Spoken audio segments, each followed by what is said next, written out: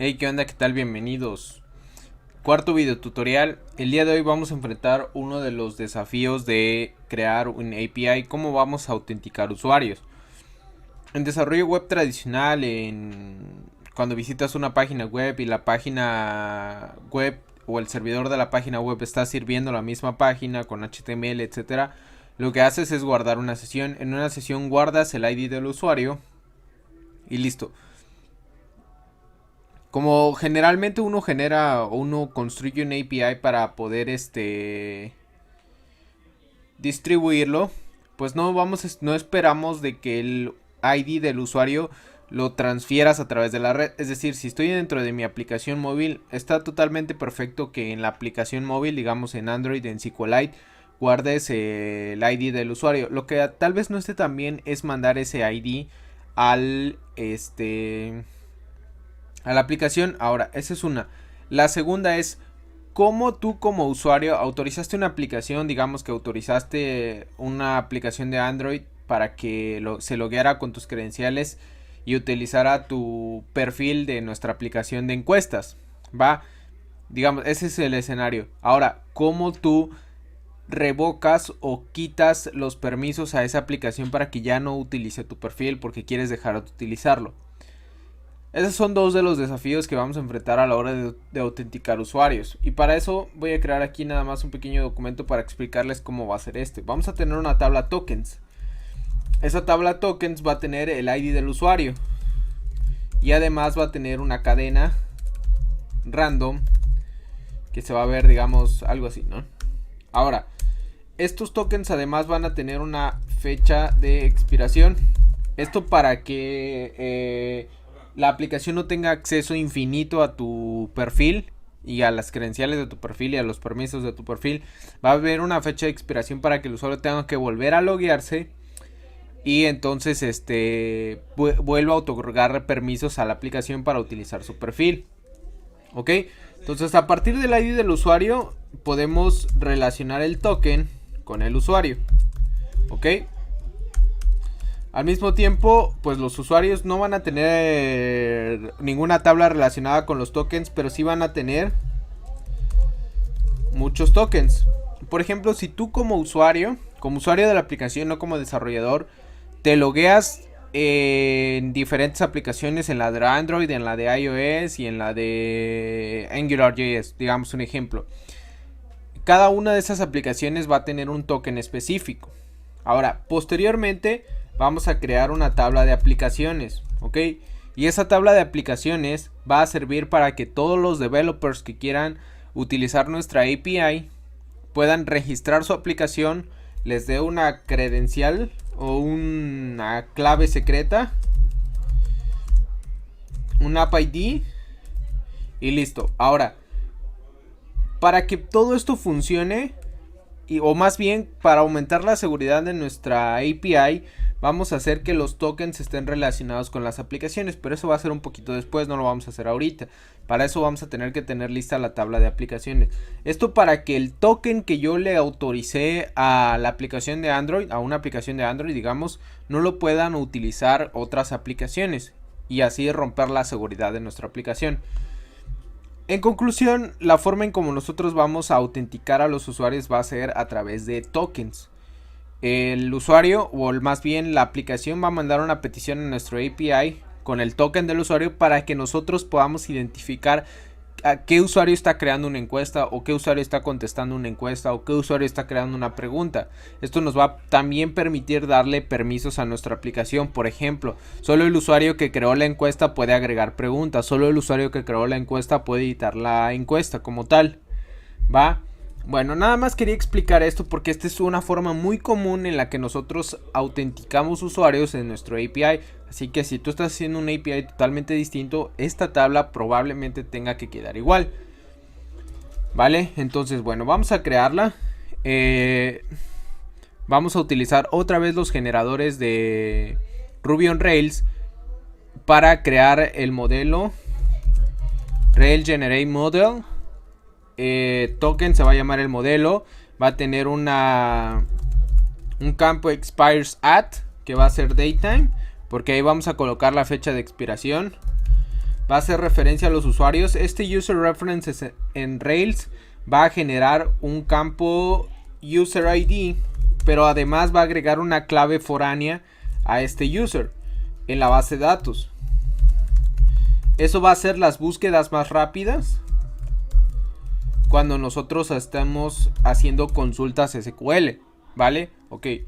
Y también vamos a tener un token que es string. Cuando un campo es string, al generador no le especificamos tal cosa. Simple y sencillamente colocamos el nombre del campo y da por hecho que va a ser string, ¿ok? Bueno, eso de nuevo nos creó una migración que ya habíamos hablado que sirve para modificar la base de datos hacia arriba o hacia abajo, que quiere decir migrarla o revertirla. También nos creó un archivo de testing para que nosotros probemos y obviamente el modelo como tal. Este belongs to user crea una relación de pertenencia del token al usuario. Aquí también podemos hacer lo inverso colocando un hasMany tokens. Esto nos va a permitir que sin hacer SQL, cuando nosotros pongamos, por ejemplo, encontremos el token con ID 1, esto va a devolver el usuario de este token, ¿sale? Ahora, en la parte inversa a que tiene hasMany, cuando nosotros digamos encontremos el usuario con ID 1 y colocamos tokens, esto va a devolver un arreglo con todos los tokens que se han registrado para este usuario, ¿vale? Perfecto. Y eso no se tiene que especificar, no tenemos que hablar de joins, no tenemos que hablar de nada de eso, que son cosas específicas de SQL, sino simple y sencillamente tenemos que colocar estas referencias en el modelo de Ruby on Rails y Rails va a generar las consultas automáticamente. Vamos a utilizar el mismo enfoque que utilizamos en el video tutorial pasado para crear el modelo de usuario, en el que vamos a ir creando los tests y posteriormente vamos a colocar el código para que estos tests pasen, ¿sale? Digamos que, bueno, aquí va a pasar algo un poco particular. Vamos a tener el caso de que como el token lo vamos a generar desde la aplicación, realmente no hay forma en que el token se quede sin este campo token, ¿sale? Ahora, creo que está un poquito confuso lo que estoy hablando ahorita, pero vamos a escribir el código, ¿sale? Vamos a utilizar callbacks de Ruby on Rails. Entonces, before create, generate token, ¿sale? Este generate token va a ser un método privado de este modelo que va a generar esta cadena de la que hablamos, una cadena random. Esta cadena random tiene que ser random como tal, porque ¿qué pasaría si utilizamos el ID, no? Digamos que mi aplicación manda el ID del usuario, que en este caso es consecutivo, es decir que el primer usuario tiene el ID 1, el segundo usuario tiene el ID 2, digamos. Ahora, si yo permito que mi aplicación autentique usuarios utilizando el ID, ¿qué le cuesta al developer que ya consiguió la credencial 1 mandar ahora la 2 o luego mandar la 3? Porque como son consecutivos, pues sabe que el usuario que sigue de ese va a tener el ID 2 y aunque el usuario nunca le haya dado permisos a esa aplicación, solo porque mandó el ID 2 que lo adivinó porque están consecutivos, pues se rompe otra vez la seguridad de nuestra aplicación. Por eso esta cadena tiene que ser random, para que nadie pueda adivinar cuál es el token de usuario X o de usuario N, ¿vale? Ahora, ¿cómo vamos a generar este token? Vamos a utilizar una librería de Ruby que se llama Secure Random.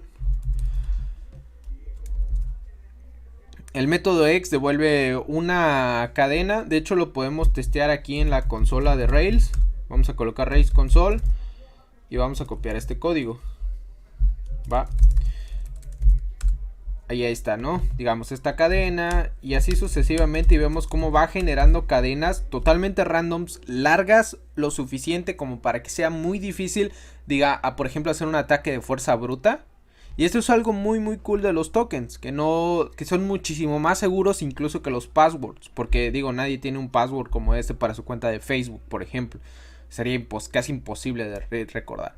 Ahora, para agregar un poquito más a esto, vamos a hacer que no haya dos tokens con la misma cadena. Esto que estoy colocando aquí es un ciclo do while. Es un poco rara la sintaxis en Ruby, pero es básicamente lo mismo que un ciclo do while en cualquier otro lenguaje, ¿va? Bueno, entonces, ¿qué estamos haciendo aquí? Estamos diciendo que siga generando cadenas randoms hasta que, mientras que exista algún token con esa misma cadena que acabamos de generar. Esto de acá es un where. Es una sentencia where que se va a transformar a SQL, donde decimos where el campo token de la tabla sea igual a este token que acabamos de generar justo acá. Esto de aquí devuelve un arreglo. Devuelve un arreglo vacío cuando no encuentra ninguno y devuelve un arreglo con todos los elementos que hayan cumplido esta condición cuando sí encuentra varios.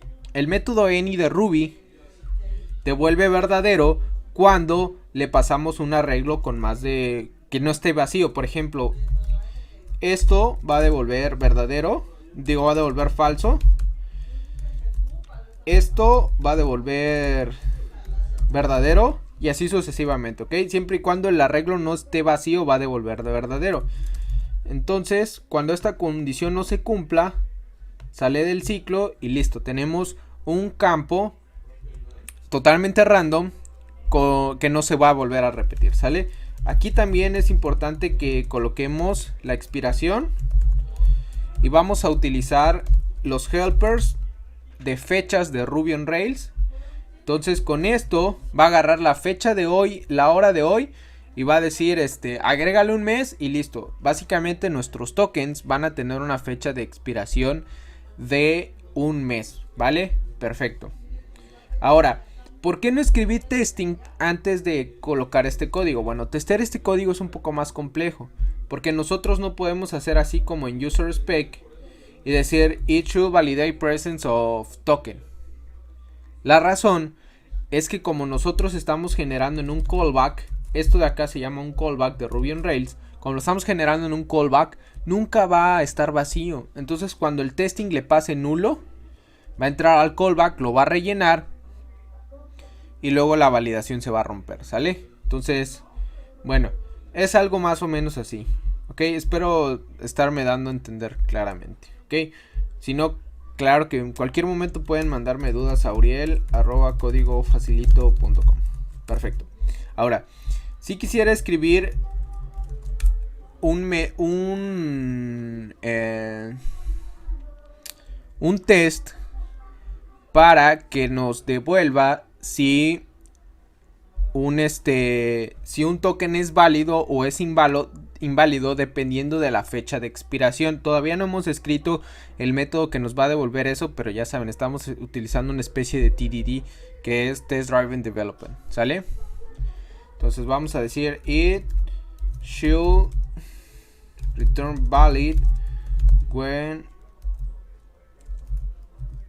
is not expired, digamos algo así, ¿no? Do end. Aquí vamos a colocar, bueno,